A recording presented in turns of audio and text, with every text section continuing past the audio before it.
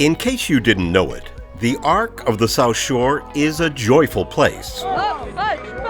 Under the roof and throughout the campus, and out in the community, the mission of this Ark is for individuals with intellectual and developmental disabilities to live healthy, safe, independent, and empowered lives. You like to bake, that's it. I don't think of this as being an ark filled with animals. It's an ark filled with caring and loving people. The ARCs are more than just social services. They're a social justice movement that started in the 1950s with a group of valiant parents who knew that they had to make a difference. So I always say I stand on the shoulders of those valiant parents every day. We focus on 3 pillars, and that's advocacy, self-determination, and community integration. And we do that in a variety of ways. We serve the lifespan at the Ark of the South Shore. Engagement with the Ark can begin with early intervention, as it did for Taylor, Stephen, and their son, Hal. From his NICU visit, we got referred to early interventions right off the bat. So he was about a month old when he came home, and we were doing virtual calls at the time. She's just so overwhelmed with finding out that it was such a rare diagnosis, and then find out that we have support and folks that are willing to help and explain to us what the steps are and help us guide us through it. I think it was so helpful. So his OT, who was through early intervention, actually does the day program here as well.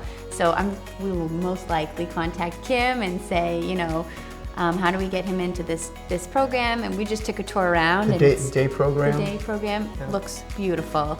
Yeah. We would love for him to come here and have fun during the day. That would be nice. And it removes a lot of the stress from us of saying, hey, you know what, we have a family that could help us, aside from us. Yeah, aside from our Yeah, so it's like the Ark's like a second family to us.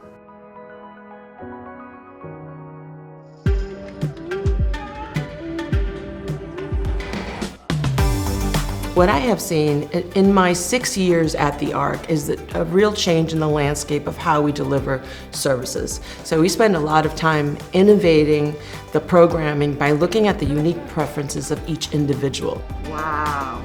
Oh, I like them. Stephanie, we read with Stephanie, and she helps us read, and we do art with her. The newly renovated art room is just one part of a recently completed $1 million renovation of the day habilitation program that also included major technology upgrades. The Ark also invests in creating partnerships with local businesses to provide work opportunities through the Pathways to Possibilities program. My name's Christina and I work at Shop and Shop on Southern Artery. I work at Ross and I work at Burke.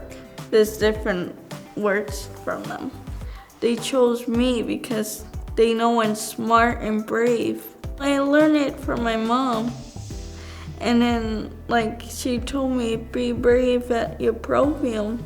And then she always lets me know. You know you're on the right track when a client gives you this kind of feedback on their living situation.